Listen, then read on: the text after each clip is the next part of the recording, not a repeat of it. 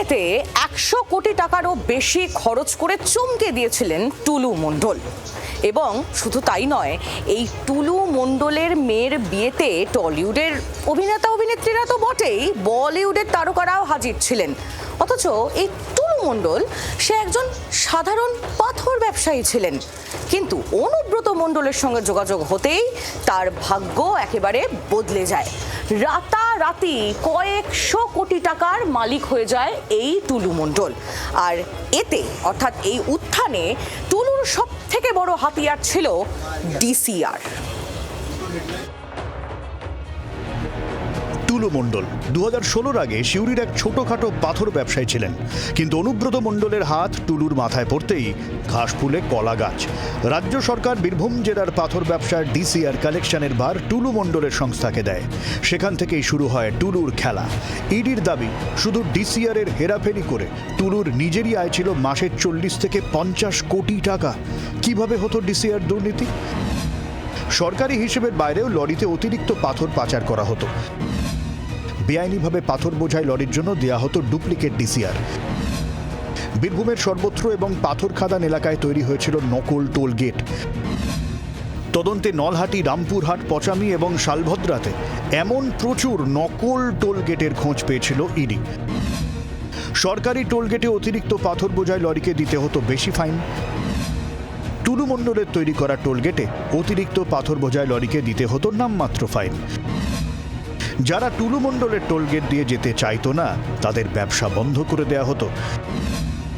বীরভূম জেলা জুড়ে ডিসিআর দুর্নীতির এক সিন্ডিকেট গড়ে তোলার অভিযোগ রয়েছে টুলুর বিরুদ্ধে। পালাবদলের সরকার ক্ষমতায় এসেই বীরভূমের ডিসিআর দুর্নীতির বিরুদ্ধে পদক্ষেপ নেয়। মুখ্যমন্ত্রী শুভেন্দু অধিকারীর নির্দেশে টুলুর বেআইনি টোলগেট বন্ধ করে দেয় প্রশাসন। মুখ্যমন্ত্রী নিজেই জানিয়েছিলেন, শুধুমাত্র বীরভূমের লিকেজ আটকে প্রথম 1 মাসে 83 কোটি টাকা রাজস্ব আদায় হয়েছে। পশ্চিমবাংলায় আজকে এত অর্থনৈতিক অবস্থা খারাপ কেন? 80% রেভিনিউ লিকেজ ছিল। শুধু বীরভূমে 1 বছরে স্টোনে বিগত রাজ্য সরকার পেত 60 কোটি টাকা, আর 11ই মে থেকে 11ই জুন 1 মাসে বিজেপি সরকার আদায় করেছে স্টোনে 83 কোটি টাকা। তৃণমূলের সঙ্গে রাজনৈতিক ঘনিষ্ঠতা কাজে লাগিয়ে নিজেকে ধনকুবেরে পরিণত করেছিলেন টুলু। সিউড়িতে তাঁর মেয়ের বিয়ে দেখে চোখ কপালে উঠেছিল সকলের।